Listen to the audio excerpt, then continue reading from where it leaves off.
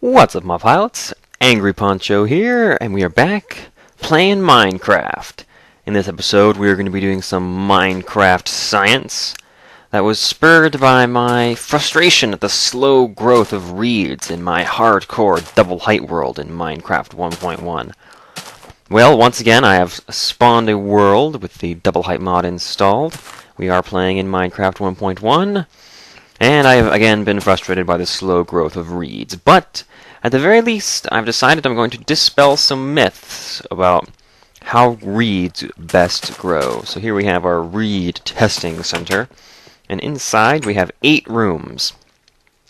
They all look pretty much exactly like this one, except for the variables which are changed.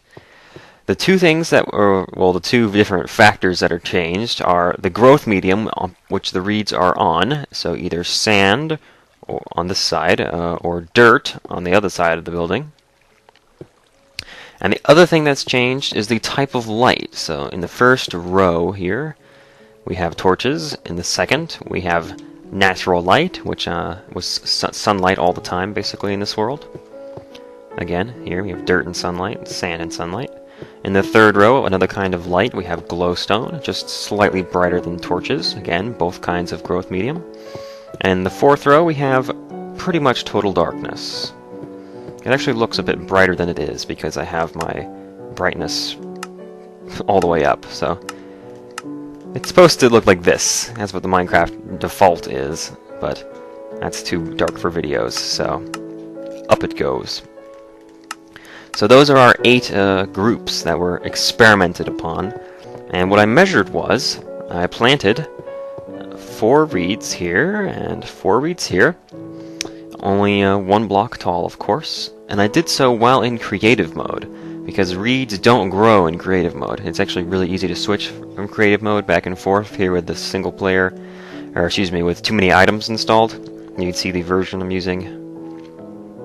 I guess that's the last update. I don't know, but yeah. So I planted them in creative mode so that they wouldn't grow until I was ready, and I went through and planted the entire building here, 8 reeds on the ground in each place, and then started my clock, my timer, and turned it to survival mode once again, and the reeds began to do their updates and check to see if they could grow, and that's when the whole cycles and checking for growth thing begins. So I started timing from there. And what I measured was how long it took for the reeds to become fully grown. Now, our knowledge of statistics tells us that we have to be careful here, because each individual reed stalk is governed individually by the game, and is controlled individually, so the 8 of them are independent of each other. Now, supposing we had some average time it took 1 stalk to grow 1 unit, say 5 minutes. Which is what was supposed in my previous videos in Minecraft Hardcore Part 10. That was about 5 minutes. Now, if that's the average for 1, then it's fair for you to plant 1 and expect it to take about 5 minutes. Now, it's not the same to say that you can plant 8 and expect them all to grow in 5 minutes, because they're only all going to grow at the slowest one's rate. Essentially, they're not considered all to be done until, obviously, they've all done, which means that they're limited by their slowest member. And the more you plant, the slower that one member can be, because you've got more and more chances for one of these reeds to get unlucky in its rolls, in its random generation, and grow really slowly. And so in order to throw out those statistical anomalies of that one reed that just got unlucky and grew really slowly, slower than normal, I measured, instead of waiting for all 8 to grow, I measured how long it took for 6 out of 8 to grow, so a 75% yield, and then also measured how long it took 8, and averaged the two numbers together to give a good weighted estimate of about how long you'd expect it to take in-game. So we have these 8 experimental groups. There really is I wouldn't pick one of them to be the control group, and if I had to, it would be torchlight and grass, because that's pretty much what you're going to end up using if you don't know what you're doing. And it's just the first assumption is, oh, I'm just going to plant my reeds, or maybe it would be dirt and sunlight, because you're going to plant them by a lake or something, but it doesn't really matter because they're all being experimented upon, which scientifically is not so hot, but there was no way to have a control group in this case. I guess the control group could be considered to be what the wiki says, but I'm shortly going to show that the wiki is total bullshit on this topic. I don't think it's updated. But so I did the experiment. I'm sure you want to see the results here. Well, the number in each room on the sign, I'll put this world in as a download link. The number in each room is the number of seconds it took for that room to grow. So here are the results. So what do we expect from this? The null hypothesis, if you know anything about science, is that they all grow at the same rate, and that neither light nor growth medium affects the speed of their growth. And the opposite of that would be, rejecting the null hypothesis and saying that it does have an effect. So here's what we came up with. First of all, let's compare growth medium to growth medium. Dirt took an average amount of 40 minutes, 39 minutes and 5 seconds. The first number is, again, the number of seconds it took, and then the lower number is that number converted to minutes and seconds, so it's easier to understand. So 39 minutes and 5 seconds was the average for the dirt side of the building to grow. The sand side averaged 41 minutes and 16 seconds. Now you're thinking, ooh, that's 3 minutes and 11 seconds slower. Does that mean that sand grows more slowly? I don't think so, because the variance on the essentially the reed growth varied so much from room to room that I don't think these two numbers are far enough apart to reject the null hypothesis. So what I'm saying is, doesn't matter whether they're on dirt or sand, they grow at the same speed. At the least, that's what the data I collected says. Now, there was a whole lot of, like I say, there was a bit of variation from room to room, but I think the first room to get 8, let's see, took 39 minutes. Yeah, so that's, no, wait a minute. Oh, yeah. Well, that number is actually the average of the 6 and the 8. So, the first room to get 6 only took 32 minutes. And the slowest room to get 8 took 50. So you can see there's kind of a wide variation. And it seems to swing out towards the right, where you're not going to get reeds growing surprisingly quickly, but you do get some that grow surprisingly slowly. So basically the wide standard deviation on the set of numbers I collected says that these two are close enough together that we can't conclude that the sand and dirt grow at different speeds. So with that in mind, the question now becomes, well, did lighting affect it? And my answer is, I think so. I'll show you here. Now, torches, natural light, and glowstone, you see 37.5, 38.5, 39.5. That, I don't think, there's no trend there, because natural light is the brightest, and it was in the middle. Torchlight was the darkest, and it was the fastest. So, again, I think the three of these are close enough together that, again, you can't reject the null hypothesis. They all grow at the same speed as long as there's a substantial amount of light equivalent to 3 torches nearby, which is, you saw how lit the rooms were. It's how bright you would expect it to be in order to keep mobs from spawning. I didn't do any particulars in terms of the actual light level in game, but I estimate that those rooms were at 12 or higher in the whole room, because the torches are at 14, and there were 3 of them in a rather small room.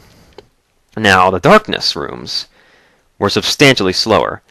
47 minutes was the average, so that's about a 10-minute difference, which is more than a fifth of the amount of time. And I think that difference is enough to say, or at very least suspect that darkness slows their growth. Why does it always rain when I make a video? It's so loud. So that's the results there. Darkness took longer. And again, I'm not totally sure. Maybe there was some muddling in this experiment. You can see the rooms aren't completely dark, but these reeds back here are pretty much in the pitch. I don't know if it gets any darker than that. It's sort of strange. The lighting, the dynamic lighting in the game now, it makes it a little bit hard to tell whether the room is actually... I'll try and see if I can... if I delete this block here, does that actually cast any more light back here? I don't think so. So those reeds in the back corner, at the very least, grew in utter darkness. and still managed to grow. So it seems that the reeds don't need light to grow, but from the data I collected, at least, they grow faster when there is light. Now, I'm not sure if this is actually significant. This 10-minute difference is, it's sort of convincing to me, at least, because I can give you the exact numbers.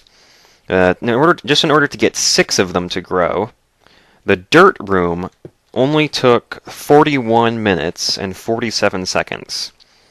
And it only took until 50 minutes, so another 9 minutes later, to get the last 2. Or actually more about 8 minutes later for the last 2 to grow, which is a big amount of time for the last 2. So it may have been that those 2 were a little bit slow. In the sand room, it took 47 minutes just to get 6, and it took closer to 50 minutes for that to get all 8. So this room sort of really was what was more convincing for me, that the darkness was slowing them down, which seems strange to me. I don't think that Notch would have coded that. That's one of the things I suspected, but I got to keep your hands out of the experiment. I would have done it blind if I could have, but anyway. So that's what I've concluded from this. The darkness, as long as you have the room lit up to a decent degree, it doesn't matter what you use to light it or what you plant it on. They grow the same speed no matter what. And just in order to compare this as much as I can with the hardcore world, where I felt the reeds were growing so slowly, I made sure that this is a world with a double height mod installed, and we're also playing this is a hardcore world in 1.0, or 1.1, excuse me. So now we've decided, okay, as long as you've got light, it doesn't really matter what you plant them on, they'll grow the same speed, nothing you have to worry about. The question then becomes, well, how long does it really take? Because it seems slow as hell in that video, and here we're getting something like 40 minutes. Like, man, that's ages. You mean we only get to harvest our reeds every 2 days in Minecraft? Well, I decided to figure that out too. So what I did was I planted 20 reeds out here, again just at height 1, and then I timed it. And each time a reed grew from height 1 to height 2, I made a mark, and I did that the whole way through until they had all grown to height 2. And then I broke it all down, replanted it, and did the experiment again, measuring how long it took for them to get to 3. Which is really what you're interested in if you want to get the most for your money. You want to let them grow all the way before you harvest. It just saves you, because you're basically, if it's halfway through growing the 3rd phase and you punch the 2nd one off, it has to start all over, so you lose progress. So you do want to wait until they're fully grown. Yeah, so that's what I did. Measured how long it took for them to grow once and how long it took for them to grow twice overall. So I got 20 data values there, and I'm not going to read them off to you. There's like 40 of them total now here. But I will tell you that the fastest reed, when I planted all 20, the fastest reed, the first one to grow, even once, took 11 minutes and 13 seconds. So when you plant a reed, don't expect it to grow, or don't expect to see any change at all for at least 10 minutes. That's what I got from this. So like I say, the fastest one was 11 minutes and 13 seconds before he started. I thought I had, yeah. I put half slabs on the floor in here so that mobs wouldn't spawn because it was so dark. It's a good trick to use. I do hear a skeleton outside. Let's kill him. Anyway, so that was the fastest. The slowest reed to grow once took 34 minutes and 57 seconds. So 35 minutes. But again, that's with 20 reeds. So statistically, the variance is higher, and it might be what you expect.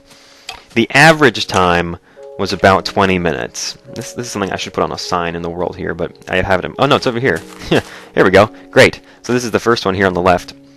In order for it to grow once, the average time was 19 minutes and 32 seconds. So that means if you plant a whole lot of reeds, and then you wait 20 minutes, half of them will be at height 2. Statistically, that's the average.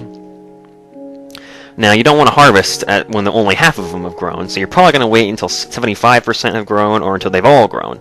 And there's my numbers for those as well. But really what we're interested in is how long does it take for them to grow all the way, to be fully grown, because that's when we want to harvest them, really.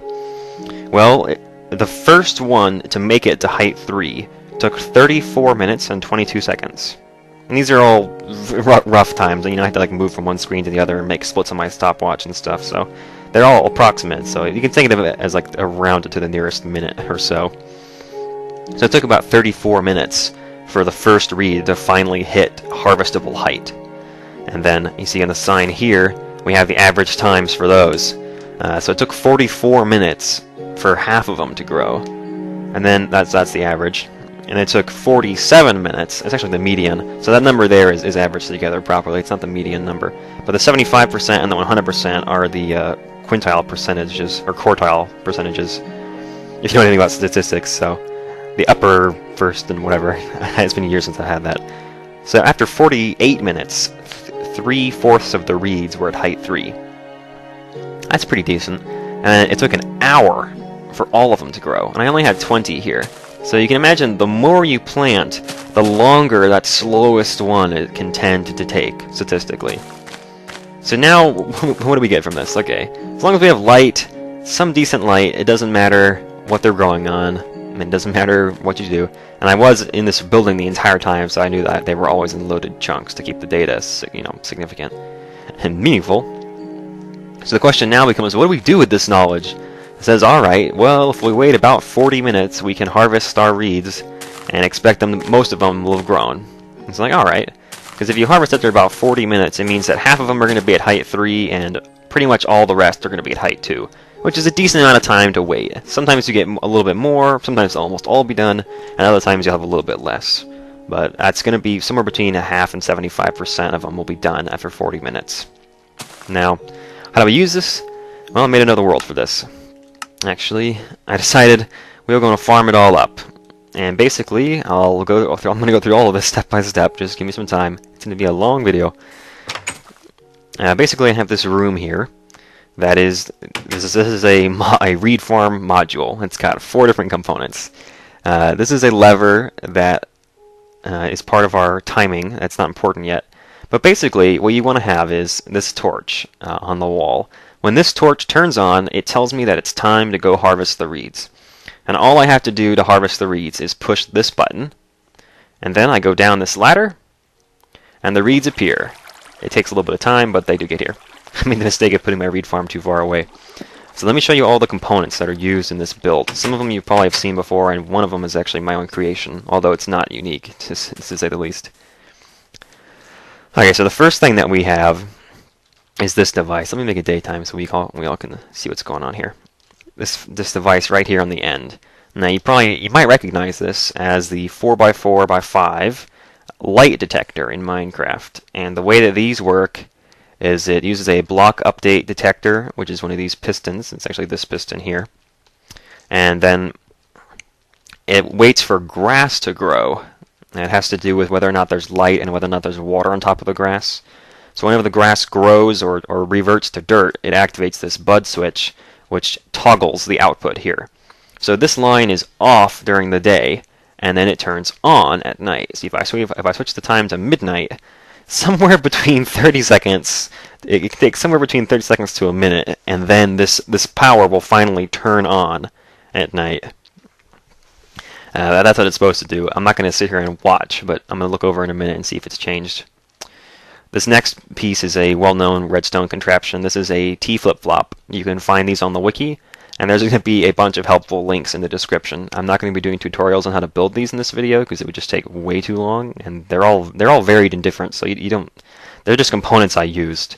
There's only 4. So you got the light detector, which is also called a day-night detector, and then here we have a T flip-flop, which its behavior is defined such that whenever the signal turns from off to on.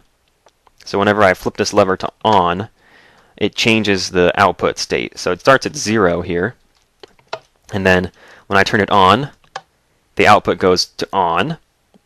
Turning it off does nothing, but turning it back on turns it off. So basically, each time it turns on, that means it flips the output here. And you can do different kinds of flip-flops to do this in different ways and to also control whether or not it changes. So that's the next component, the T flip-flop. And here we have an RS NOR latch. This is a really simple redstone device with a set reset, basically. It's all it is a single bit of memory. Right now it's at 0 because this output is off. But if I activate the set, it will turn on the output, and it will stay on indefinitely until I activate the reset and turn it off. That's all there is to it. It's a single bit storage in Minecraft, and this is the simple flat version. Like I say, links in the description to wiki articles and a couple videos, I think, for those two big ones. And this one at the here is at the end is, I don't think this has a name. It's almost like a monostable circuit, but not really. It's not an edge detector either. It just takes varying output and controls it in a strange way. I actually designed this myself just this morning. I don't know if there's a more, and for all of these there are more efficient forms, except maybe the light detector. Let's see if it's changed yet. No, it's going slow tonight. Usually this will have turned on by now. It is dark, right? Let me see if the grass is still there. Oh, balls! It's in a backwards position. Did a freaking? I think a Enderman must have messed mine up. No, stop that. Hang on, guys. There we go. I got the flip back. That piston should be... Yeah, okay, hang on. I'm gonna have to get it to, I'm gonna have to convince it to fix itself in a minute. But they can balls up if a block update happens nearby, which can be triggered by Enderman removing blocks and stuff. But yeah, basically what the water is supposed to be flowing down into that block there. But anyway, it's supposed to be on now, so we'll just leave it like that. But that one's probably pretty much optimized. Anyway, as I was saying, this thing down at the end here, I'll just show you the behavior of it. Let me bring this wire a little closer so we can see it. Oh, it says I'm in creative. Derp. That's why it's not doing anything properly. It does that sometimes, where if you're in creative mode, like grass doesn't grow sometimes, as long as it doesn't ungrow, the game's behavior changes a little bit. It's sort of... You can use a sand block to trigger it. It's pretty nice. Okay, so now it's off. I can't see into it now. Derp. Derp derp. I'm just derping around in this video now. We've officially lost our direction. Anyway, it doesn't matter if it's working right now. The device does work. It's put together properly. And like I say, I'm going to put a video in the description of how to build it. Let's go ahead and go back into creative. I like being able to fly. So what this does, I'll just show you. If you flip it on,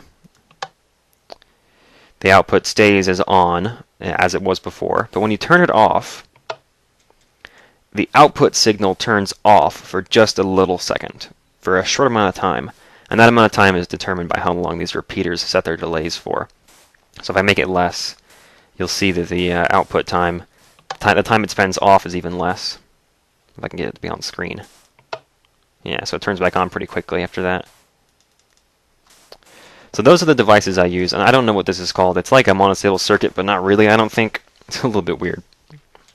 But it serves the purpose that we want, because we want to string the four of these together to make a useful device. And this is the finished product that I came up with here. Now hopefully this will all make some sense. So let me go back out of creative so that my reads in the distance will start growing. And we'll start from the beginning. So we have this light detector. This one is off during the day with grass. Good. So this is in a proper state. That's how it's supposed to be. During the day, that piston should be out. Right? No, it shouldn't. It should be in. Whatever. The output is off, so things are okay. Yeah, that piston should be in. Why is that backwards? This is supposed to work even if you log out and log back in. I don't know. Yeah, because with the water flowing on it... It's fine, whatever. Each time that the day and night changes, this signal is going to flip. So if we want to harvest our reeds every 2 days, we need to detect every other time the signal turns on. And it's a little bit of a trick here. So what we're doing is we're going to use a T flip-flop. So that's what this part over here is. It's a T flip-flop. The output of the light detector is fed into the T flip-flop. And what it does is, like I say, each time the T flip-flop senses its input going from off to on, it switches the output.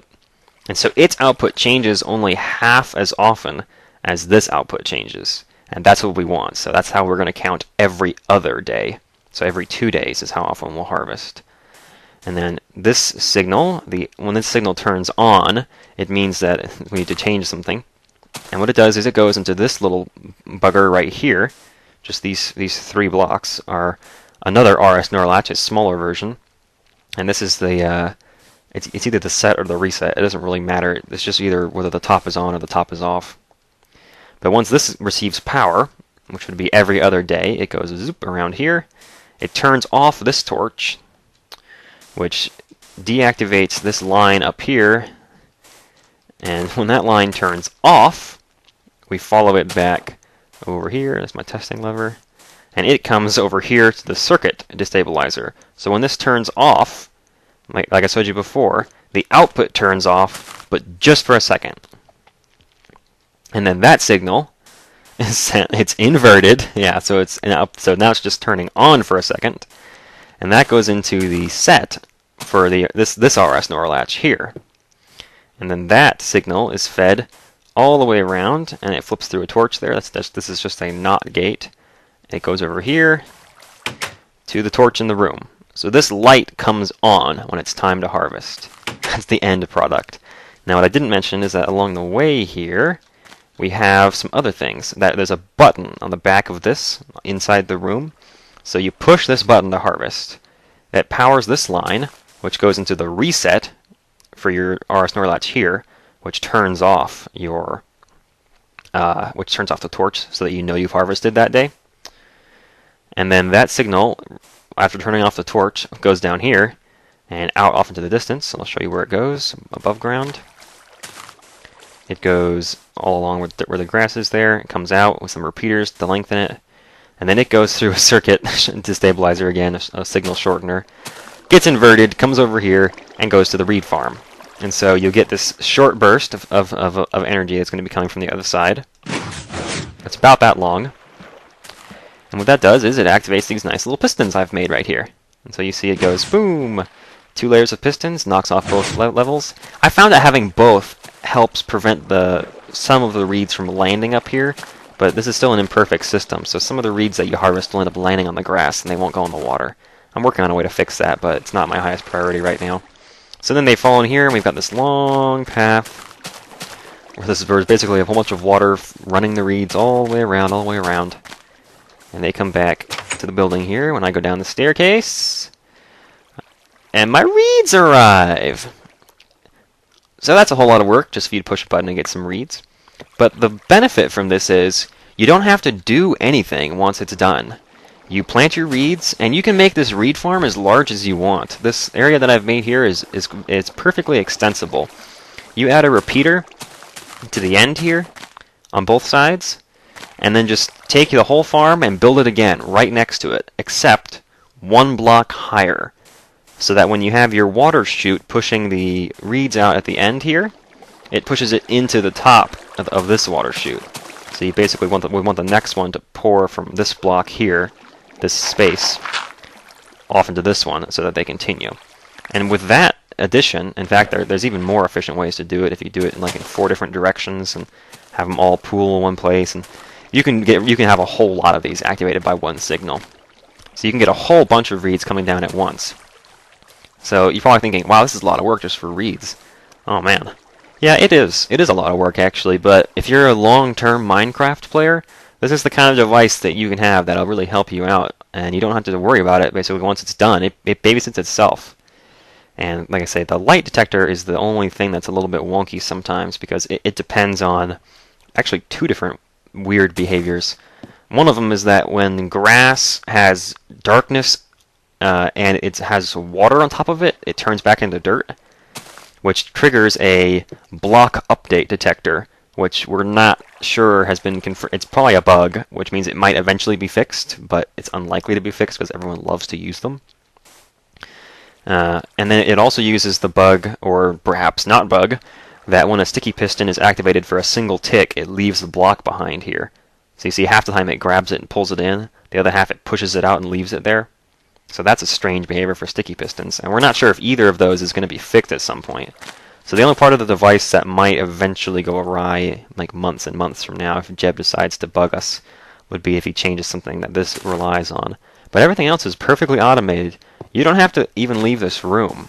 Once you've got your reeds planted and your farms built, the circuitry laid out, which this whole project including the debugging and the troubleshooting for me, probably took about 4 hours. But that's me building it from scratch with nothing to go on. If you guys want a more detailed description of this, or if you want to see me build one from scratch, let me know. But it would take a lot of requests and a lot of support for me to want to make a video like that, because this was a pain, sort of. Because I am not very good with Redstone, and so I had to look up tutorials for every piece individually and like figure out how they worked. Oh man, I'm working on it. So basically, the benefit is that you can never leave this room once it's done. You just wait until the torch comes on, and you say, "Oh, like my reeds are done! Ding, hot pockets!" And then you push this button here. The torch turns off. You hop down your ladder and get your reeds. It's very, very nice. And let's just show you that this torch works.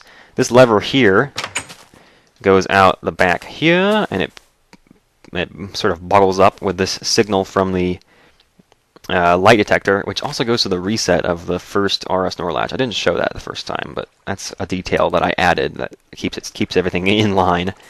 So what I do is, if I flip this lever a few times, what it does is it says, okay, right now it's daytime, which means the lever should be off out there. That's right, okay.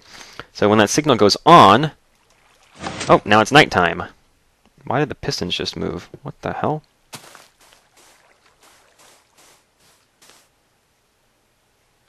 I didn't do... No pistons should have just moved. What was that? What? I didn't update the block detector. I didn't go near it. That was weird. It's still in the same state as before. Okay, mystery. But with that signal on, it means it's quote-unquote nighttime now. And then daytime again. Oh, look, it's time to harvest. Push the button. Torch goes off. Reed farm farms, and I go down here and get my reeds. Now this takes a little bit of time. It takes like 30 seconds for them to get here because I put the reed farm way too far away. Again, this is a first draft. I'm sure that there are many parts of it that can be corrected and optimized. If you have any problems with my statistics, leave me a comment, let me know. And if further study is needed, feel free to do it yourself. And so that's basically all I wanted to do in this video. I hope you guys learned something. I hope that this has put some myths to rest, or at the very least has made you argue about them even more. Thank you so much for watching, and I'll see you guys next time on Minecraft Science! Oh, my one reed! Yes! This was all worth it.